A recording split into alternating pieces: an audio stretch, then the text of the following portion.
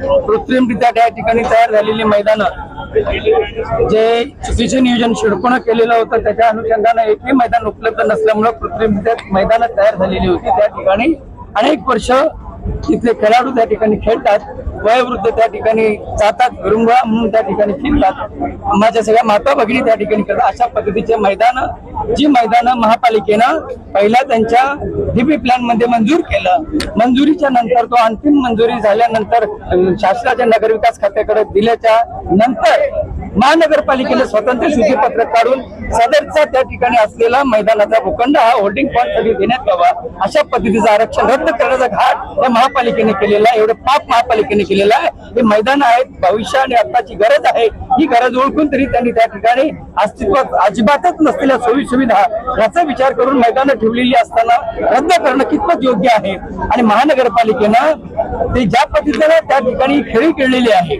ही फक्त भ्रष्टाचार करण्यासाठी आहे, कॉन्ट्रॅक्ट काढण्यासाठी आहे। नाहीतर त्या ठिकाणी तुमच्या माहिती करता सांगतो, जर मैदानावरचा भराव काढायचा आहे मग 76 लाखाचं झाडं लावण्याचं टेंडर का काढलं? मग त्या ठिकाणी आणखी 25 ते 30 लाखाची मोठी झाडं दुसऱ्या ठिकाणी आणा आणि तिथे लावा, मग तिथं भराव काढायचा, मग ही टेंडर काढण्याची गरज काय पडली?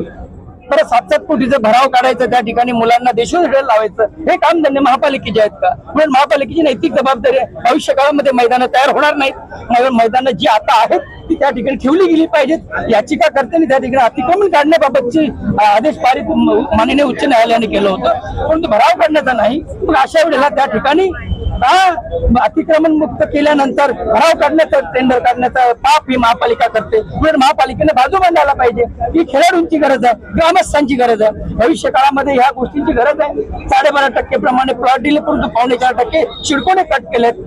मग त्या सोयी सुविधांसाठी आमचे केलेले 30% कमी केलेले भूखंड आहेत कुठे? हे महापालिकेने त्या ठिकाणी शासनाने आपल्या या शिडकोला विचारला पाहिजे।